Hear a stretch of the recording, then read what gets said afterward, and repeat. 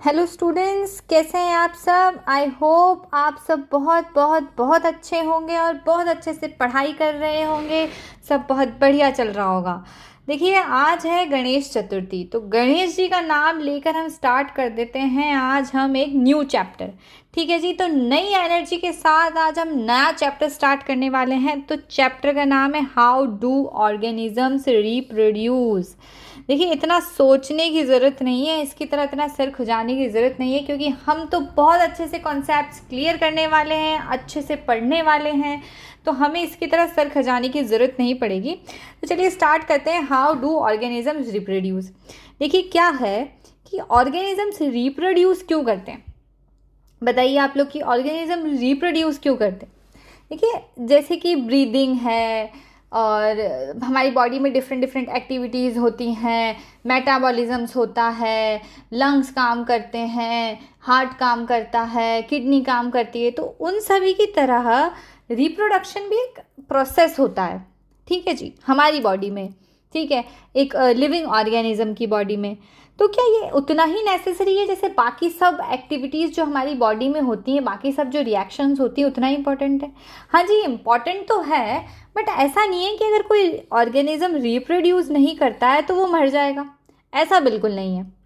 Reproduction एक important process है, but उससे इंसान अगर कोई ऑर्गेनिज्म रिप्रोड्यूस नहीं कर पाता है तो उससे उसकी डेथ नहीं होती है। अब जैसे अगर हम सांस लेना छोड़ दें तो हमारी डेथ हो जाएगी, ये तो आप मानते हैं, पर ऐसा नहीं है कि रिप्रोडक्शन अगर नहीं करेंगे तो डेथ हो जाएगी, ऐसा बिल्कुल नहीं है। लेकिन रिप्रोडक्शन ज़रूरी क्यों है। रिप्रोडक्शन ज़रूरी इसलिए है ताकि हम जो स्पीशीज़ है, जो जनरेशन है, उसकी कंटिन्यूटी को बनाने के लिए, किसी भी स्पीशीज़, किसी भी जनरेशन की कंटिन्यूटी को बनाने के लिए रिप्रोडक्शन की ज़रूरत पड़ती है। अब आप बोलेंगे मैम ये रिप्रोडक्शन होता क्या है, ये तो बताइए।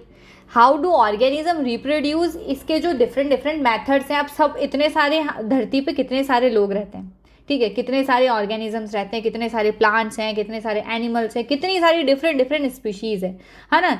हमारा जो जो धरती है ना, ये छोटी सी बहुत डाइवर्स है, ठीक है। इसमें बहुत सारे एनिमल्स हैं, बहुत सारे प्लांट्स हैं, तो उनके बहुत डिफरेंट डिफरेंट प्रोसेस होते होंगे। तो उन सबको हम बाद में समझते हैं, पहले हम समझते हैं कि रिप्रोडक्शन क्या होता है, रिप्रोडक्शन का मतलब क्या है। तो देखिए, जो रिप्रोडक्शन है, the production of new organisms from the existing organism of the same species. मतलब सेम स्पीशीज़ का अगर एक न्यू ऑर्गेनिज्म रिप्रोड्यूस हो रहा है, जैसे एक ह्यूमन बीइंग है, एक ह्यूमन बीइंग है, ये ह्यूमन बीइंग को प्रोड्यूस कर रहा है, तो इसे हम रिप्रोडक्शन कह देंगे। ठीक है जी, इसे हम क्या कह देंगे, रिप्रोडक्शन कह देंगे। एक कोई काव है, एक काव को बर्थ दे रही है, इसे हम रिप्रोडक्शन कह देंगे। कोई कैट है, वो एक कैट को बर्थ दे रही है, तो हम इसे रिप्रोडक्शन कह देंगे। ठीक है जी। In most simple words, we can say that reproduction is the creation of new living things from the existing living things. इसमें क्या है कि एक जो ऑलरेडी एग्जिस्टिंग लिविंग थिंग है ना, उससे ही एक न्यू लिविंग थिंग बन रहा है। ऐसे नहीं है कि आसमान से कुछ टपक गया है, ठीक है जी। इसी के थ्रू ही एक न्यू ऑर्गेनिज्म बनने वाला है। और अगर ह्यूमन बीइंग है तो वो ह्यूमन बीइंग को ही बर्थ देगा, ठीक है। अगर कैट है तो कैट को ही बर्थ देगी, अगर काव है तो काव को ही बर्थ देगी। ऐसा नहीं है कि कोई डिफरेंट ऑर्गेनिज्म कोई स्पीशीज़ को बर्थ दे रहा है, ठीक है जी, ऐसा नहीं होने वाला है। अब जो ये रिप्रोडक्शन है, ये मोस्ट इम्पॉर्टेंट कैरेक्टरिस्टिक्स है लिविंग ऑर्गेनिजम्स का, to is their ability to reproduce more members of their species. अपनी ही जाति की बहुत सारी स्पीशीज़, अपनी ही जाति को बनाए रखना, बहुत सारे मेंबर्स को बनाए रखना, रिप्रोडक्शन एक कैरेक्टरिस्टिक फीचर है लिविंग ऑर्गेनिज्म का। ठीक है जी, समझ में आ रहा है आप लोगों को। Reproduction is essential for survival of species. देखिए, अगर रिप्रोडक्शन नहीं होगा तो इसकी जो, मान लीजिए कोई कैट है, अब इसने एक कैट ने एक जनरेशन को, जो कैट है उसने अपनी एक जनरेशन को बर्थ दिया है। अब ये जनरेशन आगे रिप्रोडक्शन नहीं कर रही है, ठीक है, रिप्रोड्यूस नहीं कर पा रही है या नहीं कर रही है, तो क्या होगा, धीरे धीरे इसकी जो जितनी भी स्पीशीज़ है ना, वो ख़त्म हो जाएगी, वो लुप्त हो जाएगी, वो मिलेगी ही नहीं। क्योंकि हमने पहले ही समझ लिया है कि जो कैट है वो कैट को ही बर्थ देगी। अब डॉग, काव, ह्यूमन, ये सब तो बहुत सारे हैं, ठीक है, इनकी तो रिप्रोडक्शन चल रहा है, तो इनके न्यू ऑर्गेनिज्म, न्यू स्पीशीज़ बनती जा रही हैं। ठीक है, अब ये अगर बर्थ देना बंद कर देगी, रिप्रोडक्शन करना बंद कर देगी, तो फिर इसकी स्पीशीज़ हम लाएंगे कहाँ से? तो वो यही कहना चाह रहे हैं कि survival of a species on this earth, so living organism produce more organism of their kind to maintain the life of their species on this earth. ठीक है जी, the process of reproduction ensures the continuity of life on the earth. Life पे continuity बनाने के लिए हमें क्या reproduction की ज़रूरत पड़ती है। ठीक है जी, समझ में आया। अब देखिए रिप्रोडक्शन के बहुत सारे एग्जाम्पल हैं कि ह्यूमन जो है वो ह्यूमन बीइंग को always produce human babies, cats जो है वो किटन्स प्रोड्यूस करेंगे, सनफ्लावर्स हैं वो सीड्स प्रोड्यूस करेंगे, ऑब्वियस सी बात है। ठीक है जी, अब बताइए भाई इतने सारे ऑर्गेनिज्म हैं, इतने सारा डाइवर्सिफिकेशन है, तो सबके पास अलग अलग मेथड होगा रिप्रोडक्शन का। बिल्कुल सही बात है, अलग अलग मेथड है। तो देखिए रिप्रोडक्शन के जो 2 टाइप के मेथड हैं वो हम देख लेते हैं। एक तो होता है भाई सेक्सुअल रिप्रोडक्शन और एक होता है एसेक्सुअल रिप्रोडक्शन। अब आप कहेंगे कि अब ये क्या आ गया? देखिए इसकी तरह हमें सर नहीं खुजाना है पहली बात तो, ठीक है जी, क्योंकि हमें रिप्रोडक्शन की डेफिनेशन तो समझ में आ गई है।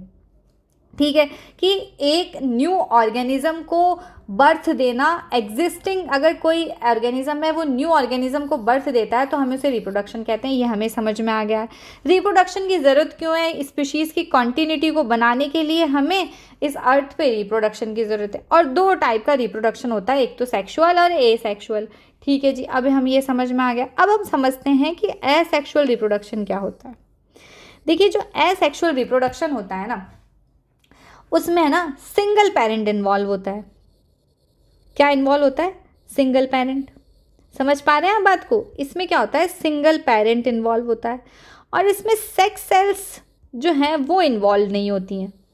ठीक है जी, जो स्पेशल सेक्स सेल्स होती हैं जो ह्यूमंस में या जो सेक्सुअली रिप्रोड्यूस कर पाते हैं उनमें प्रेजेंट होती है, वो एसेक्सुअल रिप्रोडक्शन करने वाले किसी भी ऑर्गेनिज्म, लिविंग ऑर्गेनिज्म में प्रेजेंट नहीं होती है। ये क्या है? थोड़ा सा सिंपलेस्ट मेथड होता है। क्या होता है? ये थोड़ा सा सिंपलेस्ट मेथड होता है। ठीक है जी, अब आप लोग कहेंगे कि भाई क्या कहना चाह रहे हो मैम, समझ नहीं आ रहा, क्लियर नहीं हो रहा है। तो क्लियर करेंगे भाई, रुकिए। देखिए एसेक्सुअल जो रिप्रोडक्शन होता है उसमें सिंगल पेरेंट इन्वॉल्व होता है। कौन सा पेरेंट इन्वॉल्व होता है? उसमें सिंगल पेरेंट इन्वॉल्व होता है। और सेक्स सेल्स मतलब कि गैमीट्स नहीं बन रहे हैं। ठीक है जी, सेक्स सेल्स ही नहीं तो गैमीट्स कैसे बनेंगे? ठीक है जी, तो सेक्स सेल्स इन्वॉल्व नहीं है, सिंपलेस्ट मेथड है। ठीक है जी, अब आप बोलेंगे किस में होता है, तो रुकिए, हमारे पास आप लोगों के लिए एग्जाम्पल्स भी हैं। तो देखिए ये किस किस में हो सकता है। देखिए बेसिकली क्या है, सिंपलेस्ट मेथड है तो सिंपल ऑर्गेनिजम्स में होगा, जिनका लाइफ साइकिल जो खुद भी सिंपल होंगे बेचारे, उन्हीं में प्रेजेंट होगा। तो जो यूनिसेलुलर एनिमल्स होते हैं ना, यूनिसेलुलर एनिमल्स एंड प्लांट्स, उनमें क्या होता है? ये होता है जो माइक्रो ऑर्गेनिजम्स होते हैं। ठीक है जी, जो माइक्रो ऑर्गेनिजम्स होते हैं उनमें भी एसेक्सुअल रिप्रोडक्शन होता है। ठीक है जी, जो सिंपल मल्टी सेलुलर ऑर्गेनिज्म होते हैं ना, अब आप कहेंगे कि पहले तो आपने कहा यूनिसेलुलर, हाँ जी, जो सिंपल मल्टी सेलुलर है, जो यूनिसेलुलर के जस्ट बाद आए हैं, तो उनमें भी क्या होता है कि ज़्यादा डेवलपमेंट नहीं होता है ना, तो वो भी क्या करते हैं, इसी मेथड के थ्रू रिप्रोडक्शन कर लेते हैं। अब आप बोलेंगे उनमें कौन आते हैं, तो सुनिए भाई, उनमें हाइड्रा आता है और प्लेनेरिया आता है। ठीक है जी, समझ में आ रहा है। अब आप कहेंगे एनिमल कर सकते हैं, ये एनिमल हो गए। अब आप कहेंगे एनिमल कर सकते हैं तो मैम प्लांट भी ज़रूर करते होंगे। तो जो सिंपल मल्टी सेलुलर प्लांट है वो भी ये वाला रिप्रोडक्शन कर सकते हैं। प्लांट की बात कर लेते हैं। अब आप बोलेंगे कौन से प्लांट करते हैं, तो बिल्कुल हमारे पास है मेथड। एक तो ब्रायोफाइलम करता है, ब्रायोफाइलम, और एक रोज़ प्लांट। बहुत सारे एग्जाम्पल हैं, हमें केवल थोड़ा सा याद रखना है।